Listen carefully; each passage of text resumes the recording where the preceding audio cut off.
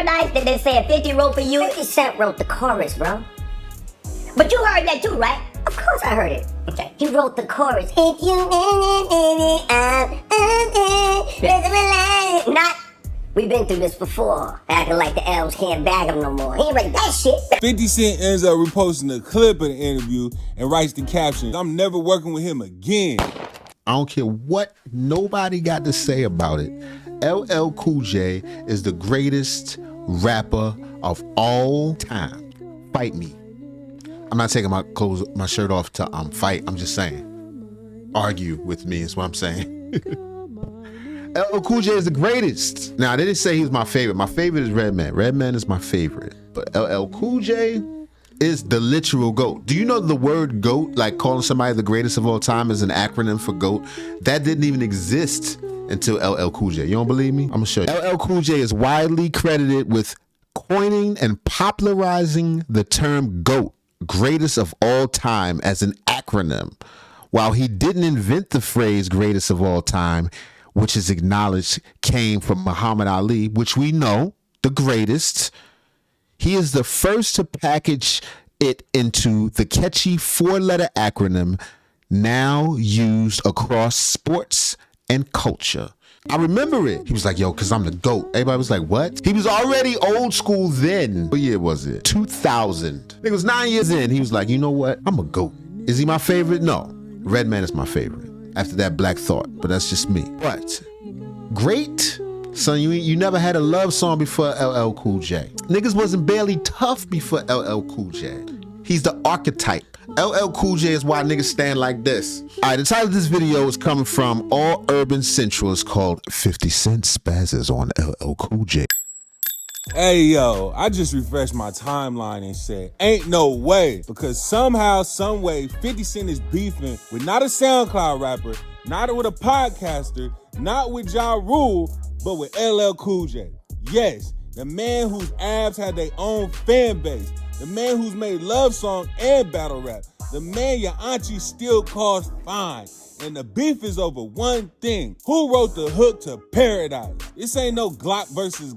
I don't know that song though. I didn't say I listened to him. I say he's the greatest of all time. People say Mozart is the greatest of all time. When the last time you had Mozart in your playlist, nigga? Clock. This is pen versus memory. So LL Cool J is doing OG interviews, and he goes on the Shannon Sharp podcast, and he's sitting back like, back in my day, let me tell y'all something. These kids don't know. Then Paradise comes up. And now if you've been outside long enough, you heard the rumor that young 50 Cent, broke, hungry 50 Cent, was writing hooks like rent was due tomorrow. So people been saying for years, yo, 50 Cent wrote the hook for Paradise. LL hears this and basically goes, I gotta go hear the song now. I'm sorry, y'all. If you want it, baby, just... This nigga that hits, forgot all about. Okay. So 50 saying he wrote that. LL saying, nigga, you ain't never write nothing. All right, so it's just all her singing. Okay. All right, shout out to 50 with the girl lyrics. Nah, he didn't write it. The Paradise that they said 50 wrote for you? 50 Cent wrote the chorus, bro. But you heard that too, right? Okay, so what's the problem? And why y'all niggas like two wrestlers? Like y'all about to... It's like a very calm wrestling interview. Before they go on stage, like in the back, Ric Flair used to be talking shit. It's like if they did that shit in the armchairs. These niggas diesel as shit. Of course I heard it. Okay. He wrote the chorus. Why you trying to downplay it like that shit wasn't fire, nigga? You liked it? You liked it? You greenlit that shit, nigga. Not. We've been through this before, acting like the elves can't bag him no more. He ain't write that shit. That's you. Of course. Okay. I mean, at the end of the day. Why this nigga got on breakaway pants? This nigga L ready to strip for you bitches. I'm sorry, I said I wasn't gonna talk like that. God damn, yo, I'm sorry. I'm working on it. Listen, man. Anybody who, if you feel that way, then, there's a lot of ways to find out. You know what I mean? So, if they want to go there and we really want to fake, like, if you think that I've been rapping since 8 years old using ghostwriters, like, if y'all really that... Hold on, you trying to get down with the verses? I mean, hold on, you like that? Hold on, you really trying... Well, the verses can't prove none of that. What I'm saying is, you're like... If you want to battle, if you trying to... Just write battle. I'm saying, like, however you want to do it. Like, if you don't want to sit somewhere and write, so we can do that. And let's just see how it goes. Like that's my challenge. So you can talk they can talk all that bullshit they want. Bring the pen. LL's the fucking man, yo. LL is a motherfucking man, nigga. Say not. Say not. The pad, turn the cameras on, turn the beat on. Let's sit in the studio together. Never cut the camera. Leave it on. How long? LL look like what Allen Iverson would look like if you make him angry. How long we getting? It don't matter. Now 50 Cent. Leave it on. How long we getting? How long we getting? It don't matter. Now 50 Cent sees this and goes into full History Channel mode. When you say you didn't write that to 50 Cent, you might as well ring a doorbell labeled petty. 50 Cent hops online immediately. Queens not beef. yelling, not wilding, but with that calm, dangerous tone like, nah, we ain't doing that. 50 Cent Dangerous. Come on, don't do that, son.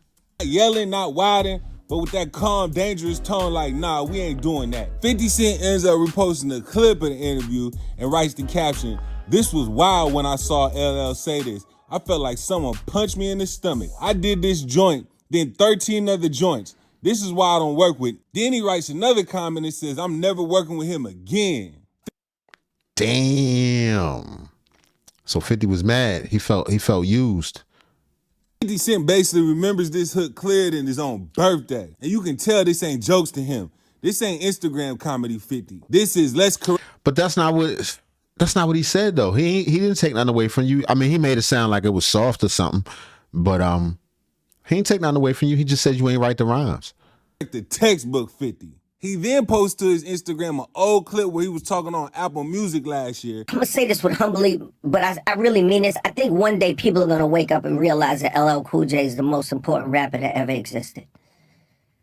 I truly believe one day people are gonna say that.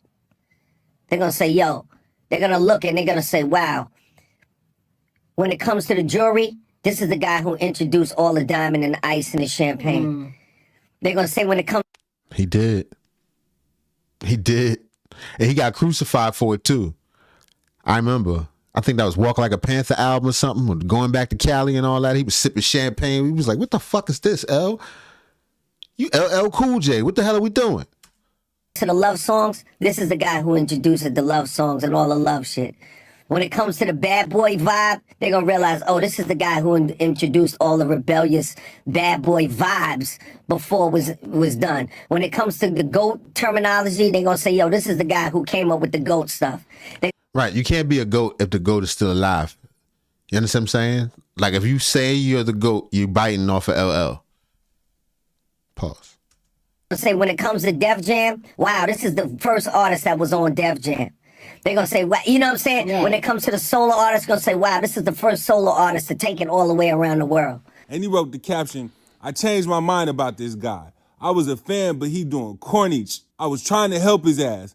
F all that mama said knock you out. Get the strap." Then he writes another comment and says, "I ain't got no beef. I'm just never effing with him again. I think this shit he said was whack." Now listen, let's be honest. Oh man, you gonna get dissed on the next LL record. LL Cool J talking is like your dad correcting you mid-story. You be like, yeah, so then, and LL be like, that's not how it happened.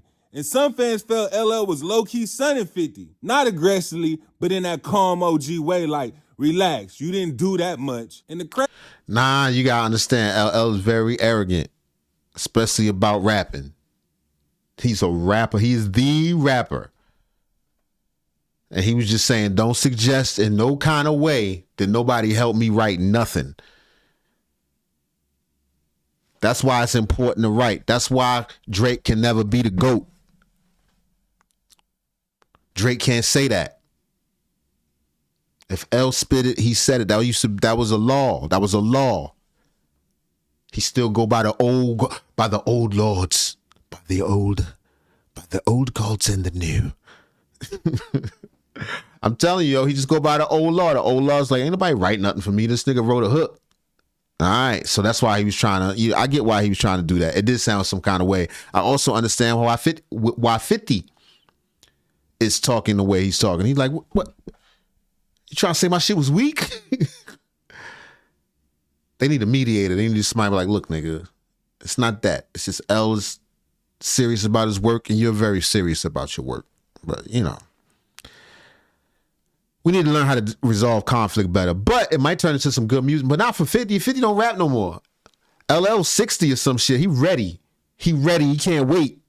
He's about to battle Shannon Sharp and that motherfucker. He's like, nigga, say something. Nigga, I'll write some shit out. I'll be in your face. Easy part, LL wasn't even being disrespectful. But sometimes respect hurts more than disrespect. Because LL talking like you was there, just not like... This nigga signing actual records.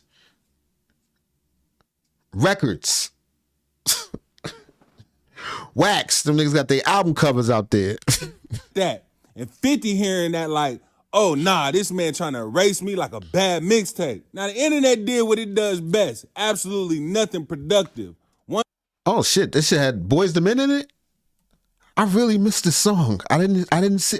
How did I miss it? I don't know. 2000, what was, yeah, I get it. Bad mixtape. Now, the internet did what it does best. Absolutely nothing productive. One side was like, LL has no reason to lie. That's his song. And 50 be claiming everything. Next, he gonna say he wrote Thriller. Other side was like, 50 been writing since diapers. Everyone stole hooks from him. LL just don't want to share credit. And nobody is saying either one is lying. They just saying somebody lying, but politely. And let me tell you all why 50 ain't letting this slide. Because once the narrative becomes 50 really ain't write that, next thing you know, he didn't write his hooks, he didn't master G Unit, and he didn't get shot 9 times. 50's entire brand. That's not what he said. And his intelligence, strategy, and pen game. You can joke about his trolling, you can joke about his movies, but questioning his pen, that's like questioning LL's ladies man era. You just don't do it. Now let me calm y'all down. This is not diss track, street beef, verses. This is 2 rich men, 2 strong memories, 2 egos that refuse to blink. Honestly, this is what happened when nobody in the room is broke enough to let it go. So I gotta ask y'all, did LL Cool J low-key OG tone 50, or is 50 rewriting history like it's Wikipedia? Nah, it was even, son. It was neither.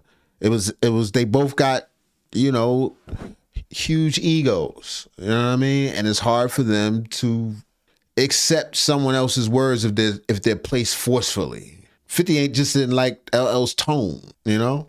That's all it really came down to.